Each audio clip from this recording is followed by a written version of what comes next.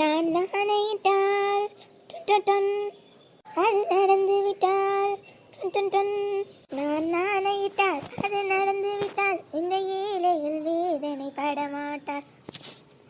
உயிருள்ளவரை ஒரு துன்பம் இல்லை, அவர் கண்ணீர் கடலிலும் விடமாட்டார், அவர் கண்ணீர் கடலிலும் விடமாட்டார். இப்படி காத்தாட இயற்கையாக படுத்து நமக்கு பிடிச்ச பாட்டை முழுமுழுக்க என்ன ஆனந்தமாக இருக்குது. என்ன பண்ணுறது, ஒரே ஒரு கதை தான். இந்த மரமெல்லாம் கொஞ்சம் கூட அசைய மாட்டேங்குது. மரம்லாம் மரங்கணக்கா நிற்கி. அதெல்லாம் ஆடி காற்றுல அம்மியும் மறக்கணுவாங்க. ஆடி போய் அப்படி போய் புரட்டாசி வந்துருச்சு. காற்ற காணும், மழையாவது வருதான்னு பார்ப்போம். இந்த மழை வந்தால் மட்டும் என்ன, ஒன்று ஊரையே அடித்து கொண்டு போகுது, இல்லை கொஞ்சம் கூட பெய்யாமல் எல்லாத்தையும் வாட்டி எடுத்து விடுது. நேரம் வேறு ஆகிக்கிட்டே இருக்குது, வயிறு வேறு பசிக்கு. சாம ஒன்று பண்ணுவோம், சோத்தை போட்டு சாப்பிட்டுட்டு உள்ளே போய் ஏசியை போட்டு படுப்போம். அப்போ தான் உடலுக்கு நல்லா வரும். எழும்புவோம். மணி வேறு ஒன்று ஆயிட்டு. இந்த உமா வேற மீனை சமைச்சாரா, மீன் குழம்பு ஆச்சான்னு தெரியல. இப்போ என்ன பண்ணுறது? அத்தை வேற பசிக்குதுன்றவாங்களே. நம்ம சமைச்ச மட்டன் குழம்பு சிக்கன் எல்லாம் எடுத்துகிட்டு போய் கொடுக்கலான்னு பார்த்தா அவங்க கரெக்டாக மீன் எங்கன்னு தான் கேட்பாங்க. என்ன பண்ணுறது? சரி, இப்போ தான் மொதல் சமைக்க கூட அரை மணி நேரம் 1 மணி நேரம் இழுக்காதான் செய்யும். இப்போ என்ன பண்ணுறது? நம்ம புரிஞ்சுக்கிற மாதிரி அத்தை ஒன்றும் புரிஞ்சுக்க மாட்டாங்க. பேசாமல் ஒரு காப்பி கொண்டு போய் கொடுப்போம். காஃபியை குடிச்சிட்டு ஒரு அரை மணி நேரம் கிடக்கட்டும். அதுக்குள்ளே இவ சமைச்சு கொண்டு வந்துட்டா சரி. நேரம் ஆகிக்கிட்டே இருக்கு, சாப்பாடு ரெடி ஆகிட்டேன்னு தெரியலையே. ஒருத்தி வந்து கூப்பிடல, நம்ம தான் போய் என்ன ஏதுன்னு பார்க்கணும் போல. சரி போவோம், போய் என்ன ஏதுன்னு பார்த்துட்டு வருவோம். இந்தாங்க ஃபில்டர் காஃபி. நம்மளா கும்பகோணம் டிகிரி காஃபி மாதிரி நல்லா சூப்பராக போட்டு எடுத்துகிட்டு வந்திருக்கேன். உங்களுக்கு காஃபின்னா ரொம்ப பிடிக்கும் பார்த்தீங்களா? அதான். என்ன இவளுங்க, நம்ம கேட்டாலே காஃபி கொண்டு வர நீட்டி நினைச்சு 1 மணி நேரம் ஆக்குவாளுங்க. இன்றைக்கி நம்ம கேட்காம இப்படி கொண்டு வந்து தராளுங்க. என்ன விஷயம்? நான் உங்ககிட்ட காஃபி கேட்கவே இல்லையே. நீங்கள் வயசானவங்க, ரொம்ப நேரமாக இங்கேயே படுத்துருக்கீங்க. அதான் கிருகிருன்னு வந்தால் கூட வரும். அதான் உங்களுக்காக நானே காஃபி போட்டு எடுத்துகிட்டு வந்தேன். குடிங்க. நேரம் வேறு ஆகுது. ஐயோ, கிளவி கேட்டுருமோ? கொடுத்து வாய் அடப்போம். அதான் சொல்கிறேன், குடிங்க. முதல்ல இதை குடிங்க. சரி கொடு. அப்பாடா, காஃபி குடிச்சிருச்சு. இன்னும் ஒரு அரை மணி நேரத்துக்கு எந்த பிரச்சனையும் இல்லை. இது பொறுமையாக சமைச்சு எடுத்துகிட்டு வரட்டும். இந்த காஃபி கப்பை குடி. காஃபி இன்றைக்கி ஓரளவு பரவாயில்லையாக தான் இருந்துச்சு. நாளையில் இருந்தாலும் நல்லா கூட கற்றுக்க. கிளவி எம்புட்டு நல்லா இருந்தாலும் இதே வார்த்தையை தான் சொல்லுது. ஒரு நாள் காஃபின்னு சொல்லி கலந்து தண்ணியை கொடுக்க போகிறேன். ஆனால் தெரியும் காஃபியோட அருமை. இந்தா குடி. சரித்த, நீங்கள் ரெஸ்ட் எடுங்க, நான் வரேன். என்ன ரெஸ்ட் எடுங்களா? அடிக்க மல்லிகா சொல்லுங்க சார். சோத்து போடு, ரெஸ்ட் எடுங்க. நீ படுக்க போகிற, மணி 1 ஆகுது தெரியுமில. இப்போ தானே காஃபி குடிச்சிங்க? ஆமாம், பொல்லாத காஃபி. தண்ணியில் சக்கரையும் காஃபி தூளும் போட்டு கொடுத்த மாதிரி இருந்துச்சு. இதெல்லாம் காஃபின்னு போ சோத்தை எடுத்து போய் 1/2 லிட்டர் பாலை சுண்ட காய்ச்சி நல்லா ஒரு கப்பில் காஃபியை போட்டு கொண்டு வந்து கொடுத்தா நல்லா லெவக்குன்னு குடிச்சிட்டு இப்போ சோத்தை எடுத்து வையுங்குது. அது கூட பரவாயில்ல, வெறும் தண்ணியை குடித்த மாதிரி இருக்குன்னு சொல்லுது. பேசாமல் இந்த காஃபியை நம்மளே குடிச்சிருக்கலாம். ஒரு அரை மணி நேரம் கழிச்சு சோறு தின்னு கிளவியை நினச்சி காஃபியை கொடுத்ததுக்கு ஒரு பிரயோஜனமும் இல்லை. சோத்தை கேட்டு நிற்கிதே, இப்போ நான் என்ன பண்ணுவேன்? அடி என்ன? ஒன்றும் இல்லை ஒன்றும் இல்லை. இந்த சாதத்தை எடுத்து வைக்க இப்போ என்ன பண்ணுறதுன்னு தெரியலையே. சரி, நம்ம சமைச்சதையாவது எடுத்து வைப்போம். வர இந்த வீட்டில் ஒருத்தையும் சரி கிடையாது. சரி, போய் சோத்தை தின்ட்டு வந்து படுப்போம்.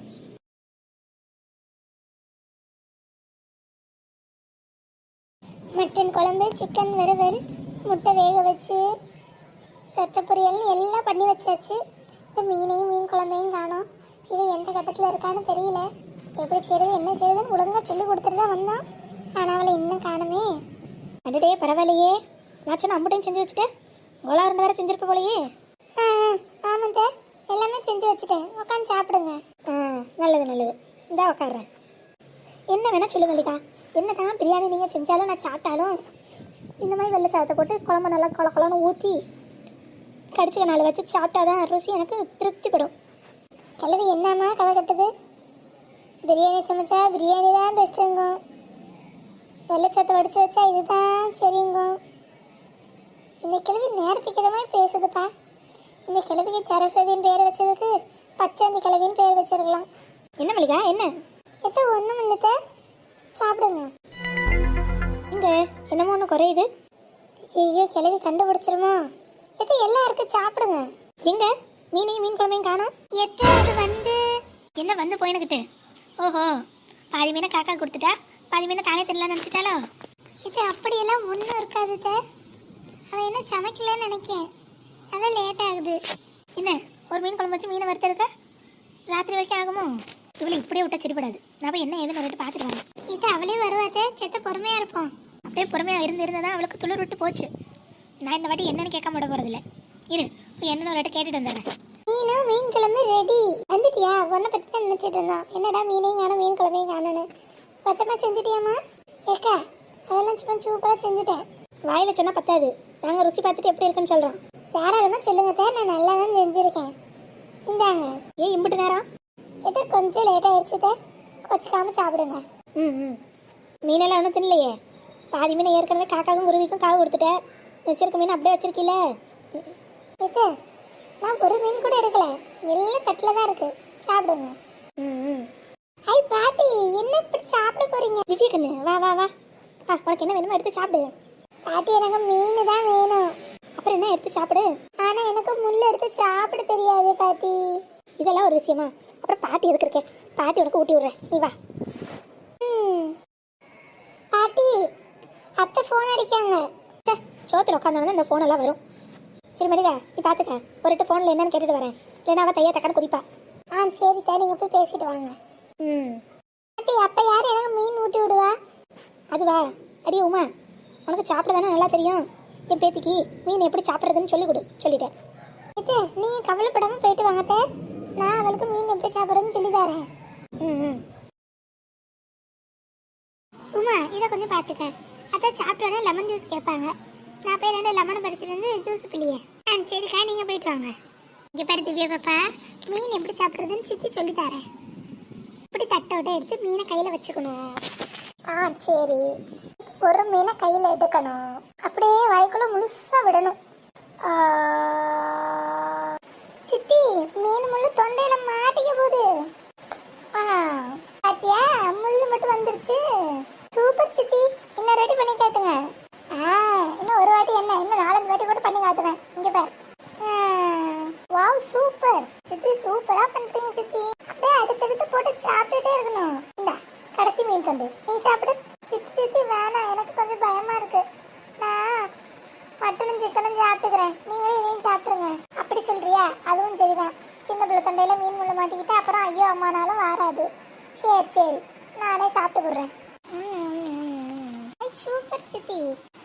ஆம்பட்டுதான். அப்புறம் இந்த முள்ள எப்படி தூக்கி போட வேண்டியதான். இவளுக்கு 2 பேரும் நீங்க என்ன பண்ணிட்டு இருக்காளுங்க? சரி அடியே உமா, எதே சொல்லுங்க. 2 வறுத்து மீனை வை, சாப்பிட்றேன். திவ்யாக்கு மீன் சாப்பிட்டியா? பாட்டி மீன் எல்லாம் இல்லை. ஏன்டா தங்கம், உனக்கு மீன் இல்லைன்னு யார் சொன்னது? நீ எல்லாத்தையும் சாப்பிட்டியா என்ன? பாட்டி நான் அந்த மீனை சாப்பிடவே இல்லைப்பா, அவ்வளோ பெரிய முள் இருக்கு. சித்தி இருங்க, நானே பாட்டிக்கு உங்களோட திறமையை பற்றி எடுத்து சொல்கிறேன். ஐயோ, ஒரு ஆர்வத்தில் எல்லா மீனையும் தின்னுபிட்டோம். இன்னைக்கு கிளவி நம்ம என்ன பண்ண போதோ. பாட்டி சித்தி எல்லா மீனையும் லபக்குன்னு வாயில் போட்டு முள்ளை மட்டும் தனியாக எடுத்தாங்க. பார்க்கவே சும்மா சூப்பராக இருந்துச்சு. என்ன சொல்கிறேன்? ஆமாம் பாட்டி, சித்தி பார்த்தீங்களா, எம்பிட்டு அழகாக மீனெல்லாம் சாப்பிட்டு முள்ளை மட்டும் கீழே போட்டிருக்காங்கன்னு. எம்பிட்டு தைரியம் அவளுக்கு. ஒன்று மீனை சாப்பிடக்கூடாதுன்னு தானே சொன்னேன். இது நீங்கள் தானே எப்படி மீன் சாப்பிடணும்னு சொல்லி தர சொன்னீங்க. பாட்டி நான் போய் அம்மாட்ட சில்லி சிக்கன் சாப்பிட்றேன். அடிப்பாவி, இப்படி கோத்து விட்டுட்டு போயிட்டாலே. அப்போ என் பேச்ச மீறி எல்லா மீனையும் சாப்பிட்ருக்கேன், அப்படி தானே? இல்லைத்த, எனக்கு கூட மீன் இல்லாத அளவுக்கு சாப்பிட்ருக்கேன். ஏத்த அப்பெல்லாம் இல்லை. அதுக்கு தண்டனை என்ன தெரியுமா? இன்னும் 2 நாளைக்கு நீ வீட்டில் இருக்க எல்லா வேலையும் நீ தான் பார்க்கணும். எத்தனை நானா? அப்புறம் என்ன நானா? துவைக்கிறது, கூட்டுறது, பெருக்கிறது, சமைக்கிறது எல்லாம் உன் கையில் தான். இந்த 2 நாள் நீ ஒழுங்காக வேலை செய்யலை, கிளம்பியும் ஆத்தா வீட்டுக்கு போய்கிட்டே இருக்கணும் சொல்லிட்டேன். இப்படி மூட ஸ்பாயில் பண்ணிட்டேன். சரியா, நம்மளால சாப்பிட வர முடியாது. மல்லிகா எத்த சொல்லுங்க. 2 முட்டை உடச்சு ஊற்றி ஆம்லேட் போட்டு எடுத்துட்டு வா சொல்லிட்டேன். ஊற்றிட்டு இருக்கேன். கிளவி மூடு சரியில்லைன்னு சொல்லிட்டு இந்த வெட்டுது. இதுக்கு மட்டும் மூடு சரியா இருந்துச்சு, வீட்டுக்கு ஒருத்தருக்கும் வைக்காம ஒரே ஆளாக தின்னுபடும் போல.